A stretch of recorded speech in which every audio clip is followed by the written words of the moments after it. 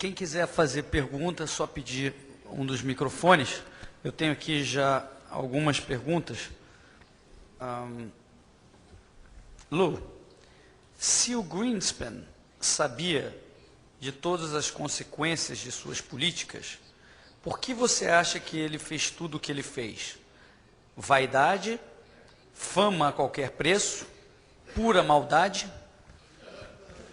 Well, it's probably all of those things, but I think it's fundamentally that he wanted power. St. Augustine talks about the city of man being dominated all too often by those who themselves are ruled by the dominandi, the libido dominandi, that is the lust for power, the lust to rule over other people. And these, of course, are by and large the people who go into government. Those are the people who are attracted into government. Not everybody. Maybe not the postman or whatever, but the people who tend to climb to the top of government have a power lust.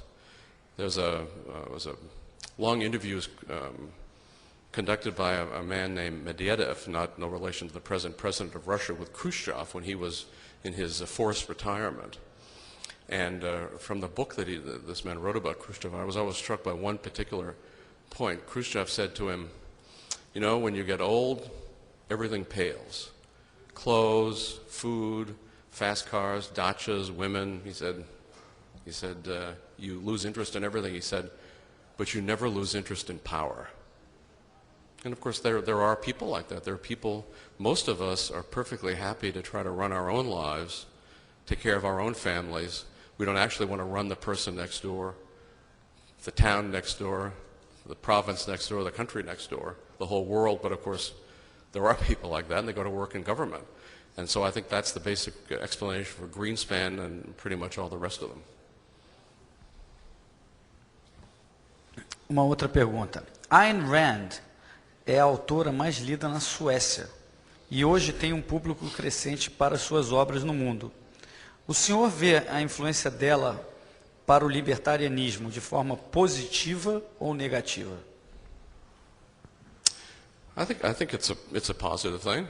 I don't think I would say it's entirely positive. Just to take one point that Murray, although he was pro-religious, was was an agnostic. But he always felt that Rand's influence towards sort of an evangelical atheism was a problem. He said for all of human history, in every society at all times, virtually everybody's been religious. So he said for libertarians to take a position towards sort of evangelical atheism would turn off everybody. He said it's not part of libertarianism. Murray was always one of those who, there's a controversy in some circles between what one philosopher calls thick libertarianism and thin libertarianism. Does libertarianism also include all kinds of other things besides the question of liberty? And Murray said no, that libertarianism is a political philosophy that says that liberty is the most important political goal. It's not a religion. It's not an ethic. It's not. You need many other things to supplement libertarianism, as important as libertarianism is. So he thought that Rand, in that way, was a bad influence. On the other hand, I think her, even though she had some what I would say are economic fallacies based on her view that economics could not have a subjective value theory. She liked Mises. She loved human action, although her copy of human action is full of denunciations of what Mises is saying. But they were close friends. She admired him, and she did a tremendous amount to promote Austrian economics. But she did feel that that everything should be, that all value theory should be objective. And in fact, she appointed George Reisman to come up with an objective value theory for economics. And of course, there was only Smithianism, Marxism, Ricardianism, and that's what he did. So, there's those sorts of things, but the vast majority of young people, and it is mostly young people, who read Rand, I know, inspired by her and directed towards libertarianism, towards Austrian economics, and towards the cause of freedom. I say absolutely. I mean, I was, and I think that's true of virtually everybody else. So I think she's very much of a plus. There are a few bad things, but as the years pass by, these things become less and less relevant.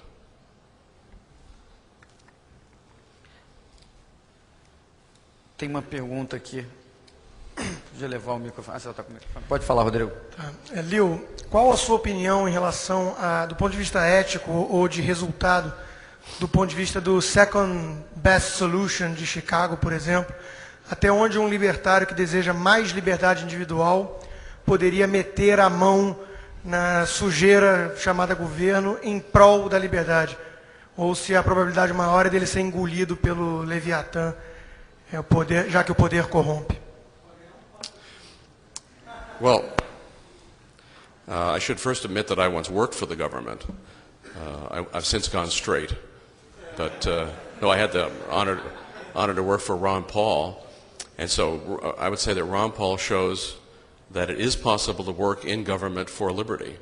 However, the fact that there's been one guy in the last however many hundreds of years doesn't give me a whole lot of confidence that that's the path.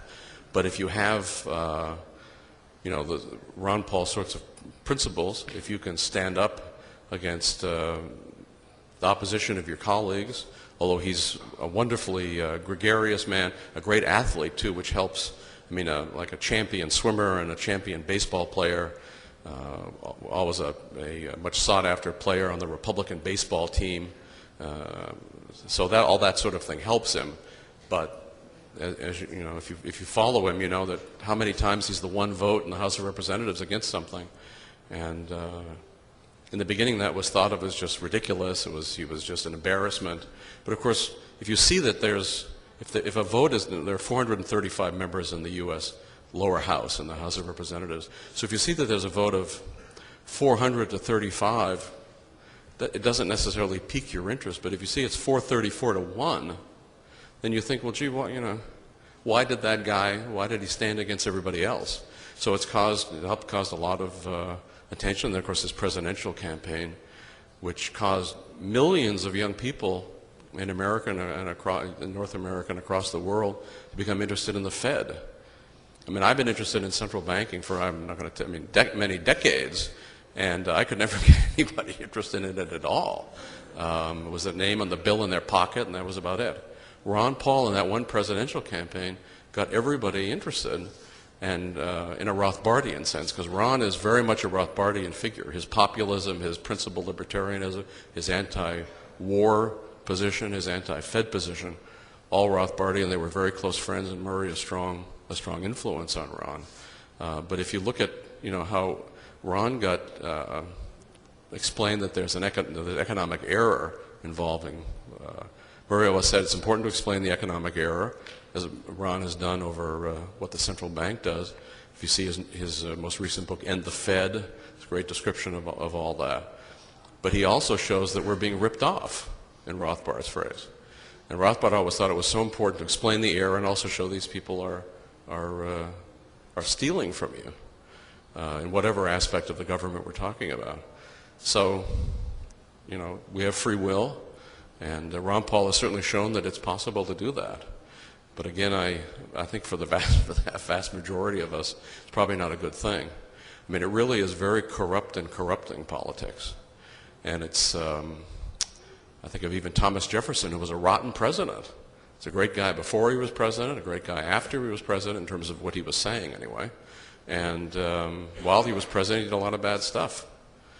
So, but as Tom Woods pointed out, we do have the heroic example of Warren G. Harding, who also freed Eugene Debs, who had been, I don't know if that name resonates, but he was a famous American left-wing labor leader who had opposed World War I and had criticized the draft, and for which Woodrow Wilson sent him to federal prison under sedition laws. And in the prison, his health was ruined, and he didn't live much longer. But it was Warren G. Harding's, as a conservative Republican, his first act to free this left-wing labor union guy from prison for a speech crime. He also pulled American troops out of Haiti. He did a lot of other great things. So there can be presidents who are on, who are decent on the when weighed all together, but again, the record's not good. So I would never recommend anybody going into politics. But if it's fun, if you want to do it, you have a vocation for it. I'll just mention also, Ron Paul's got all the sort of best, this is an odd-sounding thing, but sort of all the best aspects of a politician in the sense that he wants to convince people, he wants to teach. When he would have contested congressional elections, and these days he pretty much is a shoo-in every time, but he would wear out, speaking of shoes, 5 or 6 pairs of shoes walking his congressional district. Door after door after door, stop to talk to people, explain, answer questions. He loved doing that. And he knew how to create coalitions. He knew what particular point in the libertarian philosophy to make to the particular person. Try to bring everybody together. As he always says, that freedom brings us together, whereas the state divides us. So if you've got those kinds of qualities, and you've got that kind of that desire, go to it. But again, at least in U.S. history, as far as I can tell, there's only been one guy like that in all of U.S. history. So I myself don't see that as a great thing for the average libertarian. But na linha do que você mencionou, Lou, sobre o Thomas Jefferson ser um bom cara antes do governo, depois do governo, mas não no governo, há uma pergunta aqui nesse sentido. O problema do Fed e a crise americana não tem mais relação, não teria mais relação com incentivos equivocados, que seriam naturais de um sistema estatal, do que com o caráter do presidente de momento do Fed, de quem esteja lá?